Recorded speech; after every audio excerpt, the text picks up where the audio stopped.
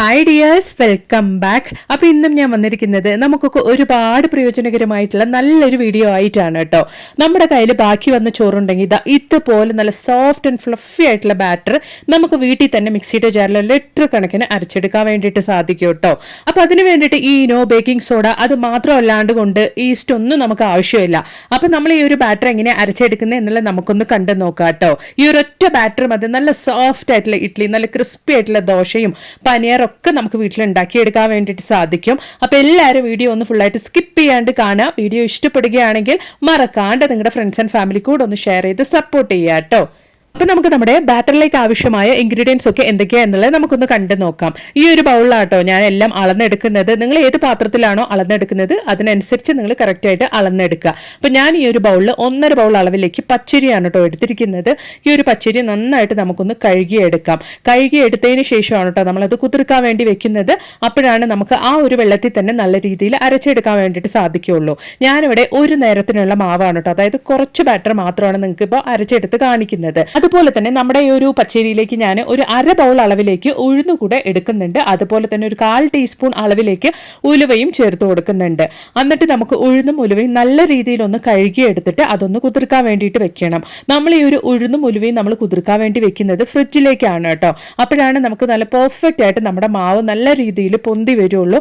മാത്രമല്ല ഉഴുന്നരയ്ക്കുമ്പോൾ നല്ലതായിട്ട് നമുക്ക് അത് നല്ല ഫ്ലഫി ആയിട്ട് അരഞ്ഞു കിട്ടുള്ളൂ. അതിന് വേണ്ടിയിട്ടാണ്. അപ്പോൾ നമുക്ക് നമ്മുടെ ഉഴുന്ന് നമുക്ക് നേരെ ഫ്രിഡ്ജിലേക്ക് വെക്കാം. ഒരു 4 മണിക്കൂർ സമയം മാത്രം മതി നമുക്ക് നമ്മുടെ പച്ചരിയൊക്കെ കുതിർന്ന് കിട്ടാൻ വേണ്ടിയിട്ട് കേട്ടോ. വളരെ ടേസ്റ്റി ആയിട്ടുള്ള നല്ലൊരു വെറൈറ്റി ആയിട്ടുള്ള പ്രഭാത ഭക്ഷണം തന്നെ നമുക്ക് ഈ ഒരു ബാറ്റർ കൊണ്ട് ഉണ്ടാക്കാൻ വേണ്ടിയിട്ട് സാധിക്കും. അപ്പോൾ എല്ലാവരും ഒന്ന് സ്കിപ്പ് ചെയ്യാണ്ട് തന്നെ കാണുക കേട്ടോ. അപ്പോൾ 4 മണിക്കൂർ സമയം കഴിഞ്ഞിട്ടുണ്ട്. നമ്മുടെ ഉഴുന്ന് നന്നായിട്ട് തണുത്ത് കുതിർന്ന് വന്നിട്ടുണ്ട് കേട്ടോ. അപ്പോൾ നമ്മൾ നമ്മുടെ ബാറ്റർ റെഡിയാക്കുമ്പോൾ ആദ്യമേ നമ്മൾ ഉഴുന്നാണ് അരച്ചെടുക്കേണ്ടത്. അപ്പോഴാണ് നമുക്ക് നല്ല സോഫ്റ്റ് ആൻഡ് ഫ്ലഫി ആയിട്ട് നന്നായിട്ട് തന്നെ നമ്മൾ ഉഴുന്ന് അരച്ചെടുക്കണം. അപ്പോഴാണ് നമ്മുടെ ബാറ്റർ നന്നായിട്ട് നമുക്ക് സെറ്റായി കിട്ടുള്ളൂ.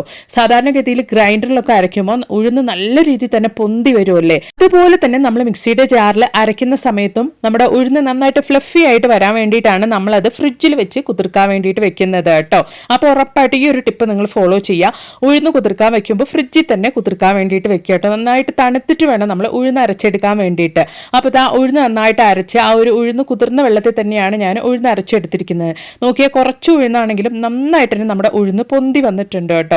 അപ്പോൾ നമുക്ക് ഉഴുന്ന ഒരു പാത്രത്തിലേക്ക് ഒന്ന് മാറ്റി ഒഴിക്കാം. നന്നായിട്ട് നിങ്ങൾക്ക് കണ്ടാൽ മനസ്സിലാവും, നമ്മൾ ഗ്രൈൻഡറിലൊക്കെ അരച്ചെടുത്ത പോലെ നന്നായിട്ട് തന്നെ നമ്മുടെ ഉഴുന്ന് പൊന്തി വന്നിട്ടുണ്ട്. അപ്പോൾ ഇനി നമുക്ക് നമ്മുടെ പച്ചരി കൂടെ ഒന്ന് അരച്ചെടുക്കാം.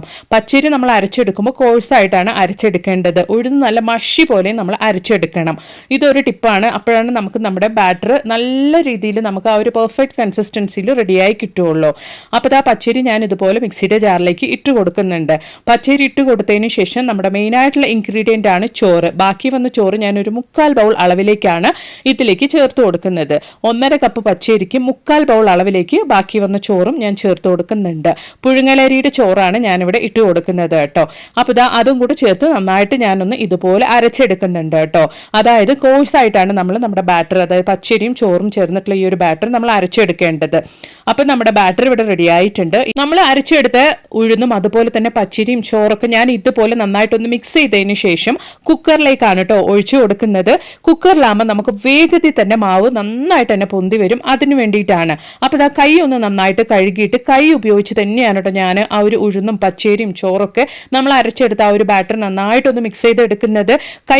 നമ്മുടെ കയ്യിലുള്ള ഒരു ഗുഡ് ബാക്ടീരിയാസ് നമ്മുടെ മാവിൻ്റെ നല്ല പെർഫെക്റ്റ് കൺസിസ്റ്റൻസിയിൽ പുളിക്കാൻ വേണ്ടിയിട്ട് സഹായിക്കും.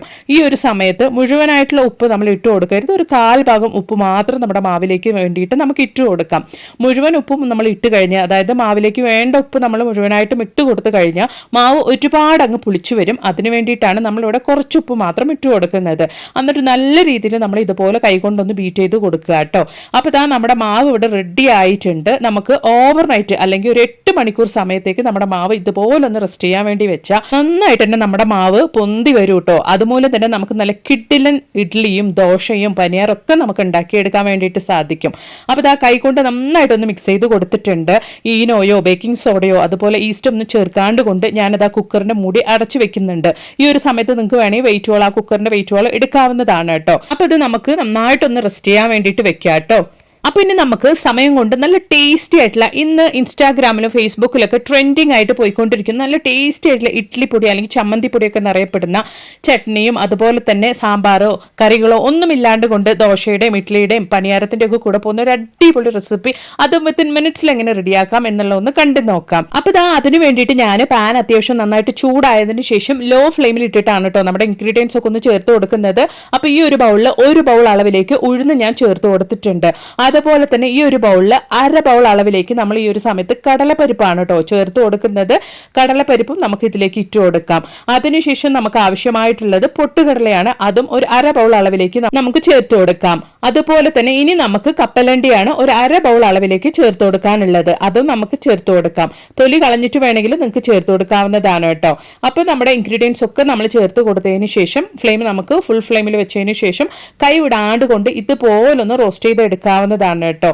വളരെ ടേസ്റ്റി ആയിട്ടുള്ള ഒരു അടിപൊളി ഇഡ്ലിപ്പൊടി എന്നൊക്കെ അറിയപ്പെടുന്ന അല്ലെങ്കിൽ ചമ്മന്തിപ്പൊടി എന്നൊക്കെ അറിയപ്പെടുന്ന ഒരു കിഡിലൻ റെസിപ്പിയാണ് കേട്ടോ. ഇതൊന്ന് മാത്രം മതി രാവിലെ ദോശയുടെ കൂടെയും ചട്നിയുടെ കൂടെയും മാത്രമല്ല നല്ല ചൂടുള്ള ചോറിൻ്റെ കൂടെയും ചപ്പാത്തിയുടെ കൂടെ ഒക്കെ കഴിക്കാൻ പറ്റിയ ഒരു കിഡിലൻ ഐറ്റം തന്നെയാണ് കേട്ടോ ഇത്. അപ്പോൾ നല്ല രീതിയിൽ ഞാൻ ഇതുപോലൊന്ന് കളർ ചേഞ്ച് ആക്കി എടുക്കുന്നുണ്ട്.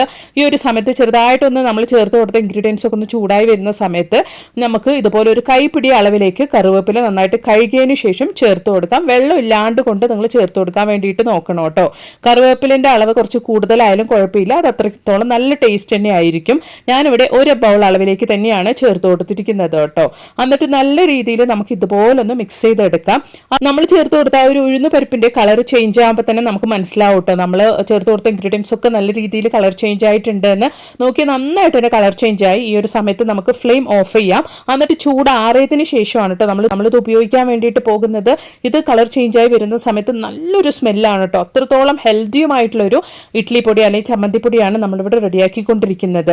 അപ്പൊ ഇത് നന്നായിട്ടൊന്ന് ആറട്ടെ. അതിന് ശേഷമാണ് നമ്മൾ ഇത് പൊടിച്ച് ഉപയോഗിക്കാൻ വേണ്ടിയിട്ട് പോകുന്നത്. സമയം കൊണ്ട് നമുക്ക് ഇതിലേക്ക് ആവശ്യമായിട്ടുള്ള വറ്റൽ മുളകും കൂടെ ഒന്ന് ചൂടാക്കി എടുക്കണം. അപ്പൊ അതിന് വേണ്ടിയിട്ട് നമ്മുടെ ഇഡ്ലി പൊടിക്ക് നല്ലൊരു കളറിന് വേണ്ടിയിട്ട് ഒരു 7 കാശ്മീരി ചില്ലിയും അതുപോലെ തന്നെ ഒരു 7-8 വറ്റൽ മുളകും കൂടെ ഞാൻ ഇട്ട് കൊടുക്കുന്നുണ്ട്. എന്നിട്ട് നല്ല രീതിയിൽ നമുക്ക് ലോ ഫ്ലെയിമിൽ ഇട്ടിട്ട് ഇതൊന്ന് ചൂടാക്കി എടുക്കണം. അപ്പോഴാണ് നമുക്ക് ഇത് പൊടിച്ചെടുക്കാൻ വേണ്ടിയിട്ട് സാധിക്കുകയുള്ളൂ. അപ്പൊ നമുക്ക് ആദ്യമായിട്ട് മിക്സിയുടെ ജാറിലേക്ക് ഇട്ട് നമ്മൾ പൊടിക്കേണ്ടത് കാശ്മീരി ചില്ലിയും അതുപോലെ തന്നെ നമ്മുടെ വറ്റൽ മുളകുമാണ്. അത് നന്നായിട്ടൊന്ന് നമ്മൾ ഇതുപോലെ കളർ ചേഞ്ച് ആക്കി എടുത്ത്, അതായത് നന്നായിട്ട് ചൂടാക്കിയതിന് ശേഷം ചെറിയ തോതിലൊന്ന് ചൂടാറിയതിനു ശേഷമാണ് ആദ്യം നമ്മൾ മിക്സിയുടെ ജാറിലിട്ട് അരയ്ക്കുന്നത്. അപ്പൊ ഇതുപോലൊന്ന് പൊടിച്ചെടുത്തിട്ടുണ്ട്. ഇപ്പോൾ ഈ ഒരു സ്റ്റേജിൽ നമ്മൾ ഓൾറെഡി ആറാൻ വേണ്ടി വെച്ചിട്ടുള്ള നമ്മുടെ ബാക്കിയുള്ള ഇൻഗ്രീഡിയൻസും കൂടെ ഇതിലേക്ക് ഇട്ട് കൊടുക്കാം. എന്നിട്ട് നന്നായിട്ടൊന്ന് പൊടിച്ചെടുക്കണം. അതായത് നല്ല ഫൈൻ ആയിട്ട് പൊടിക്കരുത്, നമ്മൾ കോഴ്സായിട്ടാണ് പൊടിച്ചെടുക്കേണ്ടത്. നമ്മൾ റോസ്റ്റ് ചെയ്തെടുത്ത ഇൻഗ്രീഡിയൻസ് ഒക്കെ ഇട്ട് കൊടുത്തതിന് ശേഷം ഒരു 1/4 ടീസ്പൂൺ അളവിലേക്ക് കായപ്പൊടിയാണ് ഇട്ട് കൊടുക്കുന്നത്. അതുപോലെ തന്നെ ആവശ്യത്തിനുള്ള ഉപ്പ്, കല്ലുപ്പ് പൊടിച്ചതാണ് ഞാനിവിടെ ചേർത്ത് കൊടുക്കുന്നത് കേട്ടോ. ആവശ്യത്തിനുള്ള ഉപ്പും കൂടെ നമുക്ക് ചേർത്ത് കൊടുക്കാം. എന്നിട്ട് നമുക്ക് നല്ല രീതിയിൽ ഇതൊന്ന് പൊടിച്ചെടുക്കാം. അതിനു മുമ്പായിട്ട് നമ്മൾ എടുത്ത ഇൻഗ്രീഡിയൻസിനൊക്കെ ഒരു 1/2 ടീസ്പൂൺ അളവിലേക്ക് നല്ലെണ്ണയാണ് കേട്ടോ നമ്മൾ ചേർത്ത് കൊടുക്കുന്നത്. നല്ലെണ്ണ കൂടെ നമ്മൾ ഒഴിച്ചു കഴിയുമ്പോൾ നല്ലൊരു ടേസ്റ്റ് ആണ് നമ്മുടെ ഇഡ്ലി പൊടിക്ക് അല്ലെങ്കിൽ ചമ്മന്തി പൊടിക്ക്. അപ്പൊ നന്നായിട്ട് നമുക്കിതൊന്ന് അരച്ചെടുക്കാം. നല്ല കോഴ്സായിട്ട് നമുക്കിതൊന്ന് അരച്ച് റെഡിയാക്കി എടുക്കാം കേട്ടോ. അപ്പൊ അത്രയേ ഉള്ളൂ, നമ്മുടെ ടേസ്റ്റി ആയിട്ടുള്ള ഇഡ്ലിപ്പൊടി അല്ലെങ്കിൽ ചമ്മന്തിപ്പൊടി ഇവിടെ റെഡി ആയിട്ടുണ്ട്. നല്ല ടേസ്റ്റ് ആണ് കേട്ടോ ഇത് കഴിക്കാൻ വേണ്ടിയിട്ട്. നല്ല നെയ്യൊക്കെ ഒഴിച്ചോ അല്ലെങ്കിൽ നല്ലെണ്ണ ഒഴിച്ചോ അല്ലെ അങ്ങനെ തന്നെ നമുക്കിത് കഴിക്കാൻ വേണ്ടിയിട്ട് സാധിക്കും. നല്ല ക്രിസ്പി ആയിട്ടുള്ള ദോശയുടെ കൂടെയും സോഫ്റ്റ് ആയിട്ടുള്ള ഇഡ്ലിയുടെ കൂടെയും പനിയാരത്തിന്റെ കൂടെയും മാത്രമല്ല നല്ല ചൂടുള്ള ചോറിന്റെ കൂടെയും ചപ്പാത്തിയുടെ കൂടെ ഒക്കെ കഴിക്കാൻ പറ്റിയ ഒരു അടിപൊളി ഇഡ്ലിപ്പൊടി അല്ലെങ്കിൽ ചമ്മന്തിപ്പൊടിയാണ് കേട്ടോ. ട്രൈ ചെയ്ത് നോക്കുക. അപ്പൊ 8 മണിക്കൂർ സമയം കഴിഞ്ഞിട്ടുണ്ട്. നമ്മുടെ മാവ് ഇവിടെ പെർഫെക്റ്റ് ആയിട്ട് നല്ല രീതിയിൽ തന്നെ പൊന്തി വന്നിട്ടുണ്ട് കേട്ടോ. ഇതുകൊണ്ടാണ് നമ്മളിവിടെ കുക്കർ ഉപയോഗിക്കുന്നത്. കുക്കറിൽ നമ്മൾ ഇതുപോലെ ബാറ്റർ ഒഴിച്ചു വെച്ചാൽ നല്ല രീതിയിൽ തന്നെ നമ്മുടെ മാവ് നമുക്ക് പൊന്തി കിട്ടും കേട്ടോ. ചൂട് കുറവുള്ള സ്ഥലമാണെങ്കിൽ, ചൂട് കുറഞ്ഞ സ്ഥലത്ത് നമുക്ക് മാവ് പുളിച്ചു വരാൻ ഇച്ചിരി ബുദ്ധിമുട്ടുണ്ടാകും. ആ ഒരു സമയത്ത് നിങ്ങൾ ഒരു പാത്രത്തിൽ അത്യാവശ്യം ചെറിയൊരു ചൂടോട് കൂടിയുള്ള വെള്ളം എടുത്ത് അതിന്റെ മേലെ നിങ്ങൾ ഈ ഒരു കുക്കർ, നമ്മൾ മാവ് ഒഴിച്ച കുക്കർ വെച്ച് കൊടുക്കുകയാണെങ്കിൽ നല്ല രീതിയിൽ തന്നെ ഇതുപോലെ നിങ്ങൾക്ക് മാവ് പൊന്തി വരും കേട്ടോ. അപ്പൊ കറണ്ട് ഉപയോഗിച്ച് മിക്സ് ചെയ്യുന്ന സമയത്ത് ആ മാവ് പുറത്തേക്ക് വരുന്നുണ്ടായിരുന്നു. അതുകൊണ്ട് ഞാൻ അതിന്റെ അടിയിലേക്ക് ഒരു പാത്രം കൂടെ വെച്ച് കൊടുത്തിട്ടുണ്ട്. എന്നിട്ട് നമുക്ക് ആവശ്യത്തിനുള്ള മാവ് ഇതുപോലെ ഒരു പാത്രത്തിലേക്ക് ഒന്ന് മാറ്റിയെടുക്കാം കേട്ടോ. എന്നിട്ട് നമ്മൾ ഈ ഒരു ബാറ്റർ ഒരു 10 മിനിറ്റ് സമയം കഴിഞ്ഞതിന് ശേഷമാണ് ഉപയോഗിക്കാൻ വേണ്ടിയിട്ട് പോകുന്നത്. അപ്പൊ ആദ്യമായിട്ട് നമ്മൾ റെഡിയാക്കിയ ഈ ഒരു മാവ് കൊണ്ട് നമുക്ക് നല്ല സോഫ്റ്റ് ആയിട്ടുള്ള ഇഡ്ഡലി ഒഴിക്കാൻ വേണ്ടിയിട്ട് നോക്കാം കേട്ടോ. അപ്പം നമ്മൾ റെഡിയാക്കിയ മാവ് ഞാൻ ഇഡ്ഡലി തട്ടിൽ ഇതുപോലെ ഒഴിച്ചെടുത്തിട്ടുണ്ട്. ഇനി നമുക്ക് നന്നായിട്ടൊന്ന് ഇത് സ്റ്റീം ചെയ്തെടുക്കാം. നല്ല പെർഫെക്റ്റ് ആയിട്ടുള്ള നല്ല സോഫ്റ്റ് ആയിട്ടുള്ള ഇഡ്ഡലി തന്നെ നമുക്ക് റെഡിയായി കിട്ടിയിട്ടുണ്ട്. നല്ല സോഫ്റ്റ് ആയിട്ടുള്ള പഞ്ഞിക്കെട്ട് പോലുള്ള ഇഡ്ഡലി നമ്മൾ ഇവിടെ റെഡിയാക്കി എടുത്തിട്ടുണ്ട് കേട്ടോ. ഉറപ്പായിട്ട് നിങ്ങളും വീട്ടിൽ ഇതുപോലൊന്ന് തയ്യാറാക്കി നോക്കുക. ഒറ്റ ബാറ്റർ കൊണ്ട് നമുക്ക് നല്ല സോഫ്റ്റ് ആയിട്ടുള്ള ഇഡ്ഡലിയും ക്രിസ്പി ആയിട്ടുള്ള ദോശ പനിയാറൊക്കെ നമുക്ക് റെഡിയാക്കി എടുക്കാൻ വേണ്ടിയിട്ട് സാധിക്കും. ഈ ഒരു ഇഡ്ഡലിയുടെ കൂടെ നമ്മൾ റെഡിയാക്കിയ ഒരു ചമ്മന്തിപ്പൊടി അല്ലെങ്കിൽ ഇഡ്ഡലിപ്പൊടി മാത്രം മതി കേട്ടോ കഴിക്കാൻ വേണ്ടിയിട്ട്. അതുപോലെ തന്നെ ഈ ഒരു ബാറ്റർ കൊണ്ട് തന്നെ നമുക്ക് നല്ല ടേസ്റ്റി ആയിട്ടുള്ള നെയ്യ് റോസ്റ്റ് അല്ലെങ്കിൽ മസാല ദോശ എന്ത് വേണമെങ്കിലും ഈ ഒരു ബാറ്റർ കൊണ്ട് നല്ല ക്രിസ്പി ആയിട്ട് തന്നെ ഉണ്ടാക്കി കഴിക്കാൻ വേണ്ടിയിട്ട് സാധിക്കും. നോക്കി നല്ല പെർഫെക്റ്റ് ആയിട്ടുള്ള ദോശ, അത് മോയിലൊന്നും ഒഴിക്കാണ്ട് കൊണ്ടാണ് കേട്ടോ ഞാൻ നിങ്ങൾക്ക് ഉണ്ടാക്കി കാണിച്ചത്. അതുപോലെ തന്നെ ഇതുപോലെ പനിയാറും നിങ്ങൾക്ക് ഉണ്ടാക്കി കഴിക്കാൻ വേണ്ടിയിട്ട് സാധിക്കും ഈ ഒരൊറ്റ ബാറ്റർ കൊണ്ട് തന്നെ. നല്ല പെർഫെക്റ്റ് ആയിട്ട് നമ്മുടെ മാവ് നമുക്ക് പൊന്തി വന്ന നല്ല ഹെൽത്തി ആയിട്ടുള്ള ഇഡ്ഡലി ദോശ പനിയാറൊക്കെ നമുക്ക് വീട്ടിൽ തന്നെ ഉണ്ടാക്കി കഴിക്കാൻ വേണ്ടിയിട്ട് സാധിക്കും. ഉറപ്പായിട്ട് നിങ്ങൾ ഇന്ന് തന്നെ വീട്ടിൽ ഇതുപോലെ ഒന്ന് തയ്യാറാക്കി നോക്കുക. എന്നിട്ട് നിങ്ങളുടെ വലിയൊരു അഭിപ്രായങ്ങളൊന്ന് കമന്റ് ബോക്സിലിട്ട് ആരൊക്കെയും കൂടി ചെയ്യാട്ടോ. അപ്പൊ ഇനി ഒരു പുതിയ വീഡിയോ ആയിട്ട് നിങ്ങളുടെ അടുത്തേക്ക് വരുന്നത് വരയ്ക്കും എല്ലാവർക്കും ബൈ.